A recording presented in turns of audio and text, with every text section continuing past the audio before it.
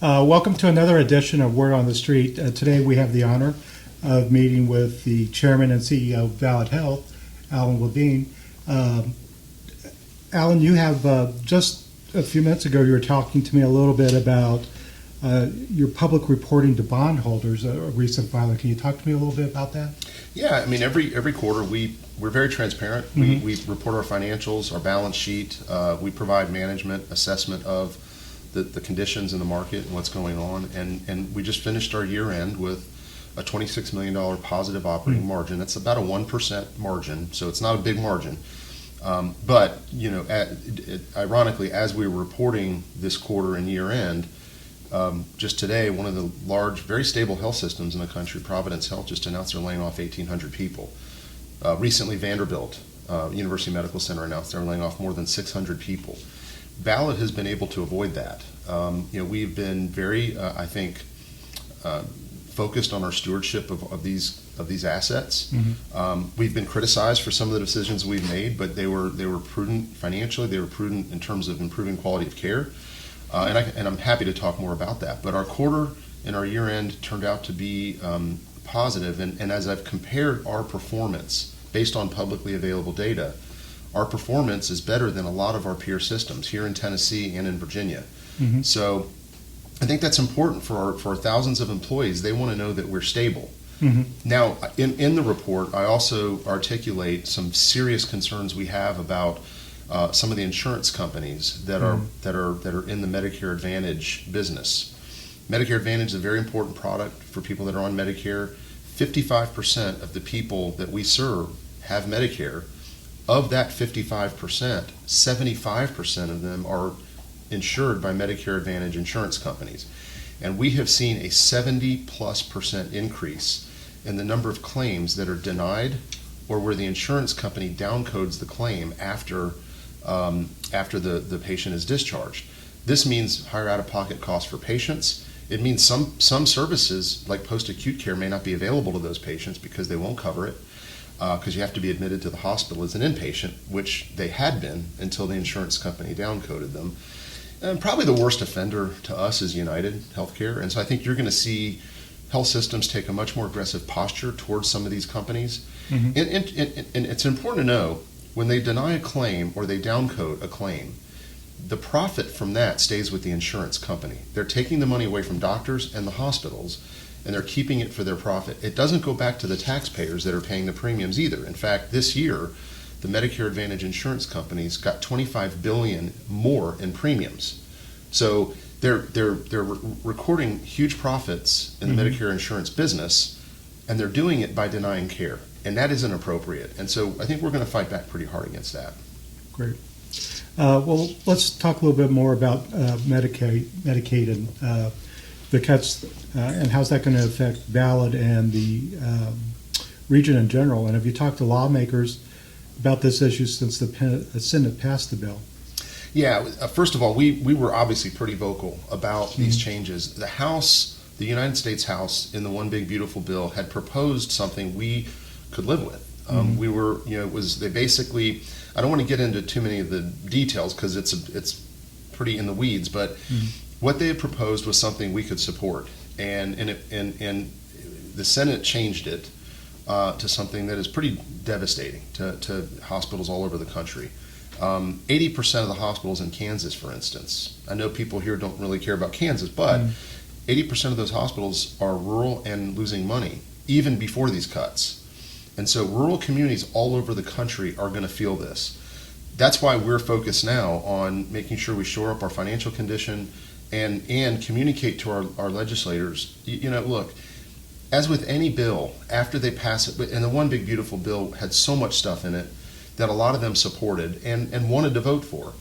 But like any big bill, you're always going to have something you need to come back and look at again. And I think, having spoken with Morgan Griffith, Diana Harshbarger, who now chair and vice chair the Health Committee of Energy and Commerce, I think they recognize that this is something that needs to be looked at again. And so I have hope that we can work with our federal delegation to come up with a solution. I also think the state delegation is very interested in this. I've spoken with Gary Hicks, I've spoken with Tim Hicks, In fact, most of our delegation has reached out to say what can we do to be helpful. And so I think everybody's locked arms on this and understands what this can mean to our region. Mm-hmm. The cuts. If the best year we've ever had, we generated about a $30 million operating income. Again, less than a 2% operating margin. If you get a cut of $125 million, which is what this is, it's not rocket science. You can mm-hmm. figure out that you've wiped out our entire operating margin in the first year. By year 5, where do you go to find right. $125 million right. a year? And so that's a real problem, and we're engaged, and I think we're going to keep focus on that and try to protect access to care throughout our region. Okay. Let's talk a little bit about the future of the COPA agreement. Do you see the Tennessee Department of Health and Ballad renewing it?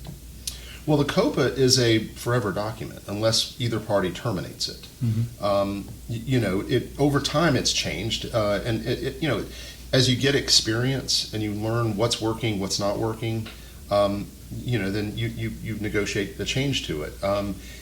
And we've done that. It's actually we're on the 5th version of it. Mm-hmm.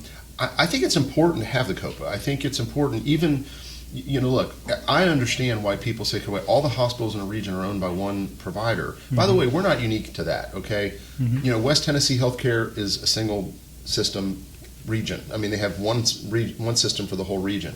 There's hospitals all over the country that are sole providers. So that's not unique. What is unique is our size and making sure that we can't use our size to drive up pricing or reduce quality of care. And I think that the independent data proves both haven't happened. And the COPA is the protection for the public. The alternative to this was what's going on everywhere else. Hospitals closed, and what was happening here. We had already lost one hospital that we've since reopened. Mm-hmm. But hospitals are closing at an accelerated pace all over the country. Communities are, and it's not just rural hospitals. Right. I mean, Atlanta lost a major hospital. Pennsylvania lost a major hospital. So it's going to be at an increasing pace as people prepare for these cuts. Ballad and the COPA have protected this region from that.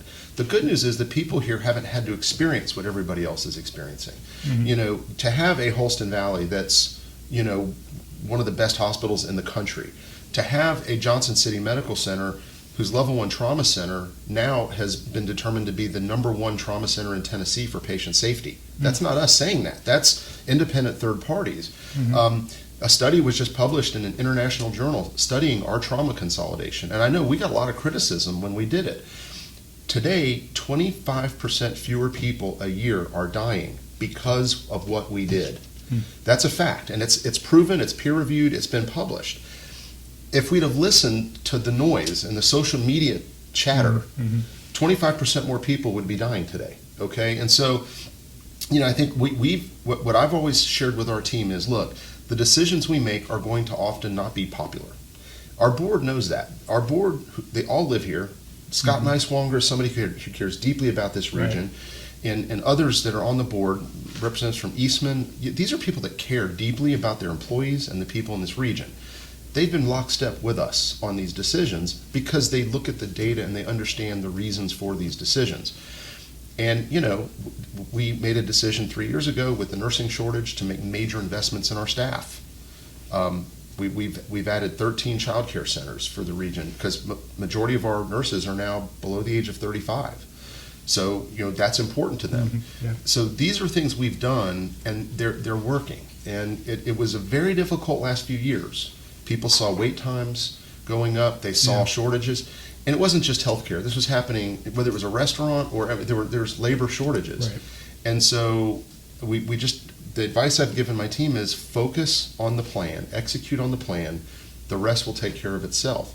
And now you're seeing our Google reviews higher than places like Duke. And it is working. It's just, it takes time. And frankly, if somebody experiences a long wait time, it doesn't matter if we're doing better than others. They still experienced a long wait time. Right. And so that's a challenge for everybody, but we're actually performing better than these peers I mentioned. You mentioned wait times, and a lot of calls that we receive in the newsroom are from people frustrated about wait times. Yeah. So what can you talk to me a little bit about that?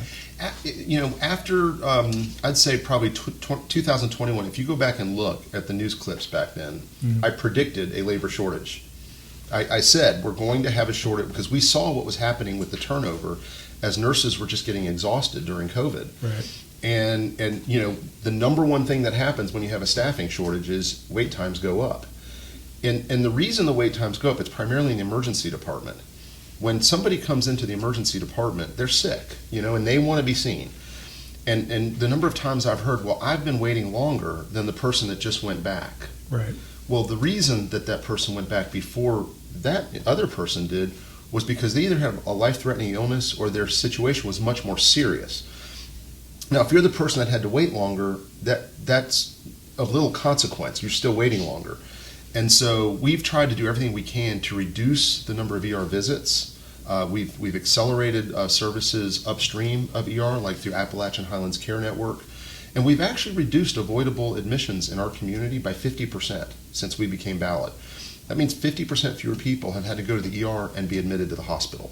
And that's through a collaboration with all of the doctors in the region. But at the end of the day, if you don't have enough staff upstairs, it's unsafe to admit patients from the ER to upstairs. They're safer staying in the ER until a properly staffed bed is available. So what happens if you short-staffed upstairs and patients are staying in the ER, that backs up your ER. And all of that is done for patient safety reasons, but it's still an issue for somebody who's waited. Now, I will say this. After COVID, in 2022, our nursing turnover spiked to 28% for 2 straight years, which was still below the national average, believe it or not. The national average nursing turnover went north of 30%. So our focus has been address the staffing shortage, and as we replace those nurses, the wait times will get better. If you go compare, let's say Holston Valley, Johnson City Medical Center, and Bristol, if you compare their ER wait times on the publicly available data, you'll find that our wait times are at or below the national averages. They're below peers like UVA, University of Tennessee, Carilion, Vanderbilt. So we're doing better, but we're not necessarily where we want to be. That's partly why we announced a $60 million new ER project at Johnson City Medical Center. That's the ER that's had the biggest challenge because of its configuration. It's an old ER, and they're working now on the plans, which will expand the number of rooms, will expand the waiting space so that it's not quite as cramped. Will expand, obviously, upgrade and bring all the newest technology. So that will help with the nursing turnover. That's a $60 million project is effectively could be the cost of a small hospital. So the turnover's actually gone down, correct? Yeah, our turnover through the end of the year was 12.9%, which is substantially below the national average, which is 14 or 15%. And in July, which we haven't reported yet, but for July, it was down to 8.9%. I'm not going to call that a trend yet, but even if it were 12.9%, that by itself is the lowest turnover Ballad, Wellmont, or Mountain States ever had. So the strategies we've deployed to reduce the turnover have worked. Now, we've started a program called Ballad Health Academy, which is a school that works alongside all of our local school systems to identify kids that are in middle school, enroll them in Ballad Health Academy in the 9th grade, and if they can graduate, if they want a career in nursing or healthcare, they can graduate with a certificate. So we could hire them right out of high school as a nurse and employ them. So we're not just dealing with the problem in front of us, we're trying to come up with our own solution where we can grow our own pipeline. Great. What's Ballad doing to try to attract specialists? Hard to find specialists. So I'm going to use urology as an example. That's a horribly short. It's an area where there's a horrible shortage nationally. In fact, I think the United States is producing about 300 urologists a year throughout the whole country. And of the currently practicing urologists below the age of 45, only 7% are practicing outside of metropolitan areas. So rural communities have a very hard time recruiting and retaining urologists. That's one of the worst specialty areas we know. And so we're talking to ETSU right now about developing a urology residency program so we can train our own. But as to specialists, an independent group out of Knoxville has done a study of our physician recruitment efforts at Ballad since we became Ballad. We've actually recruited 800 new providers to our region since 2018. 700 of them are in various specialties, 100 are in primary care. Of 12 specialties they looked at, 8 of our specialties have actually improved in access in this region, while the rest of the country has actually gone backwards. So the physician shortage is getting worse nationally, but again, one of the commitments we made in the COPA is to aggressively recruit physicians. So pediatric specialties. We've never had 2 pediatric surgeons in this region before. We now, since I think 4 years ago, we've had 2 pediatric surgeons who work together to make sure that we have trauma surgery for children. And we've got specific examples. One of the cases I just have so much affection for, the little boy in Lee County, that was a closed hospital. Mm-hmm. And we reopened it. That little boy's brother, I think he's 9 or 10 years old, his little brother shot him in the heart with a pellet gun by accident. Our team up there got him stabilized, and because of our trauma system, got him to Johnson City Medical Center, where they were able, because of the investments we've made, they removed the pellet from his heart, and they found a congenital defect in his heart while they were in there, collaborated with Vanderbilt, got him to Vanderbilt, and today that little boy's healthy. He would have died had we not had that trauma system in place and not had those pediatric surgeons in place. Pediatric orthopedic specialty surgeon. For 6 years we've had one here in this region, and people used to have to go travel to Knoxville or Nashville to get to that specialty area. So we're proud that we've been able to make the progress we've made, mm-hmm. but these national shortages of physicians are projected to get much worse. And so we're doing everything we can to bolster. This year, and a lot of people don't know this, our physician group, the Ballad Health Medical Associates, will lose $300 million this year because of the subsidies to keep doctors here. So you just heard, Holston Medical Group just sold to United Healthcare, the world's largest insurance company. There's a lot of movement in the physician marketplace right now, and our goal is to keep the physician access in our region stable. It might mean changes. It might mean that you consolidate some practices, which we've done. But that's what it takes. Like neurosurgery is a great example. If we hadn't consolidated that group, there's a good chance a lot of those neurosurgeons wouldn't be here today. And so, again, a lot of things that we've done, people, I think that it's a lot of detail and it's a lot of nuance, and it's very much in the weeds stuff that we deal with. And a lot of what people feel out there in terms of the healthcare environment changing is because there are macro changes happening all around us. What we're trying to do is protect this region from those macro changes. But some of those changes you can't avoid. And so these national shortages of physicians is one of those where, it's happening and we've got to take steps. We are so lucky in this region to have ETSU because a lot of the residencies that we have here help us keep some of these doctors. Psychiatry is one, mm-hmm. Surgery, primary care, and now hopefully we're going to hopefully lean into urology as one where we have an opportunity to help deal with that national shortage. Great. I want to maybe pivot a little bit here and talk about the status of rebuilding the hospital in Unicoi County. Mm-hmm. So we're coming up on the anniversary of Helene.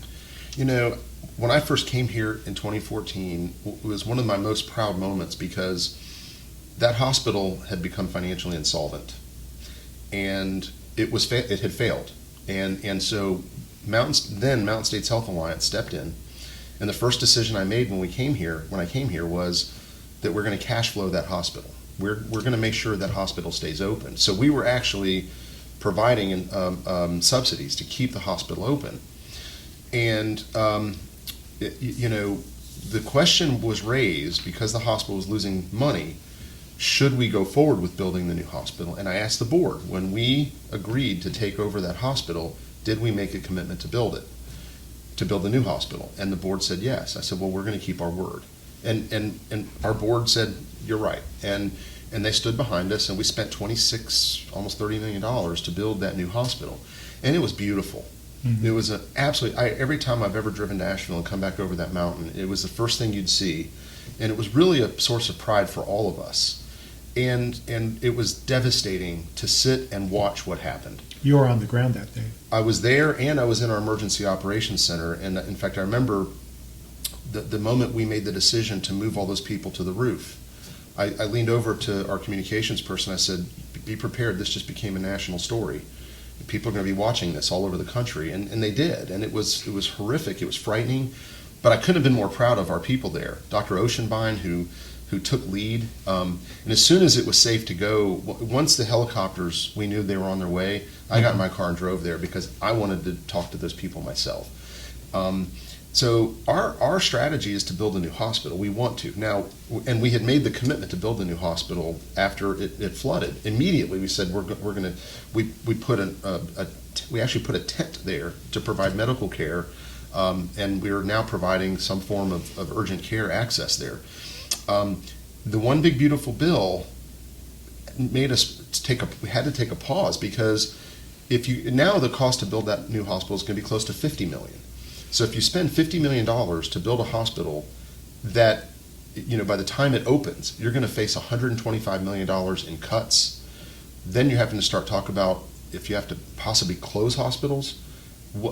How wise was that decision? And so our plan is to build that hospital, and it may be that we try to do something in the interim period to at least get emergency access back in that community. Now, keep in mind, in Unicoi, if you live there, you're already within 15 minutes of an emergency department today.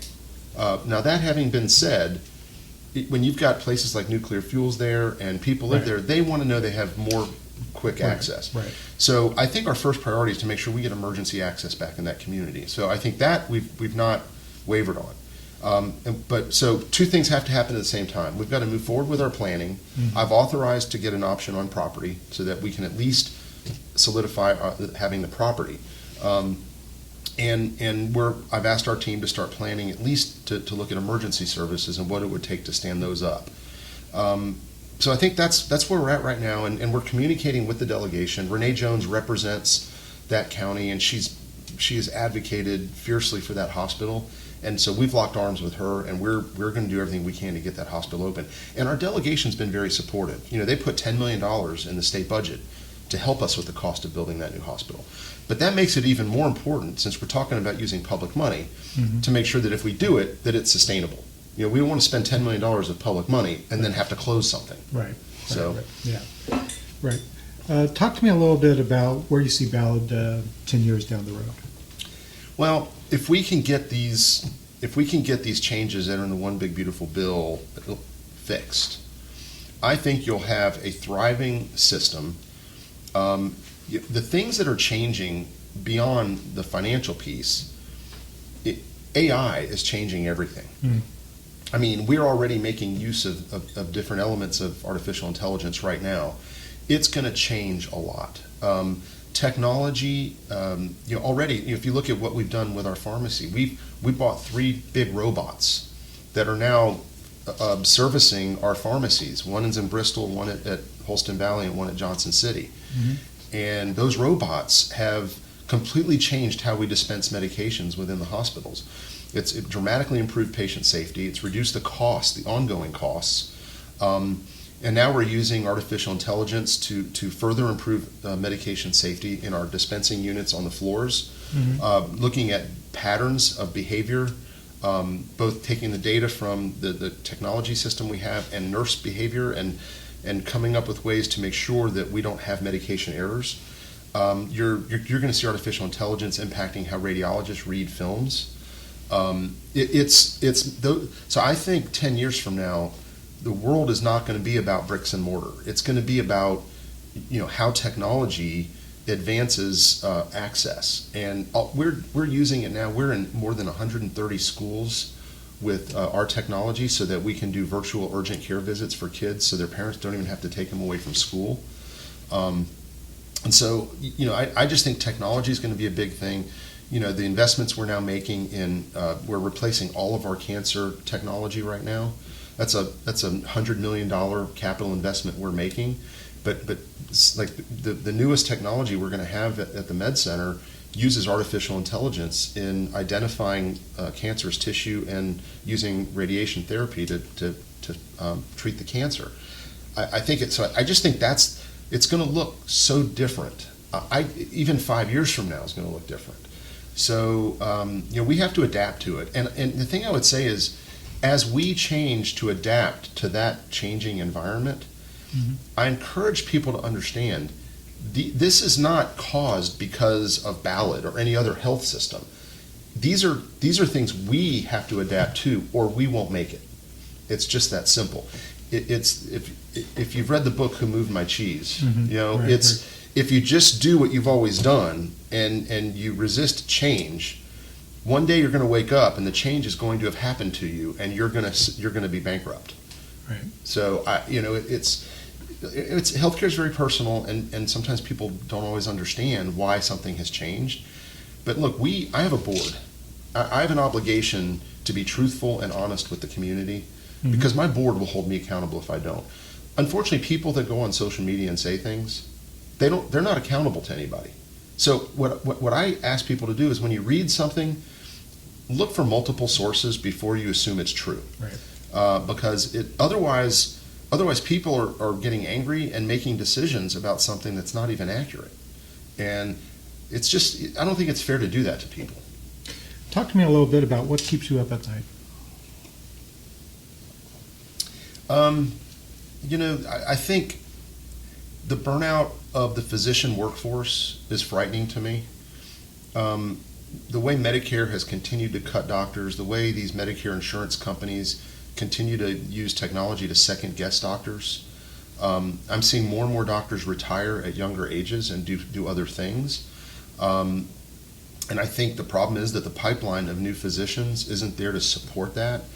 And I worry if you live in a rural region and you can't access a specialist, that's frightening. And I think it has economic consequences for rural communities. I mean, when people are looking to locate companies and jobs, or when retirees are looking to relocate, having adequate health care is really important. Right now, today, I've seen publications say that Johnson City is one of the top destinations for people to move to. And one of the reasons that's used is the quality of our health system. And it's funny, when you're in the middle of it, you live here, it's easy to be critical. But people outside looking in are saying they've got a really good health system, and that's one of the things that makes this region one of the places to move to. What makes me lose sleep is if that changes. And we can't let that change. Great. Anything else you'd like to add? What am I missing? I think I know there's a whole world of topics we can talk about, but we start every meeting at Ballad from the board on down with we recite our mission statement, which is to honor those we serve by providing the best possible care.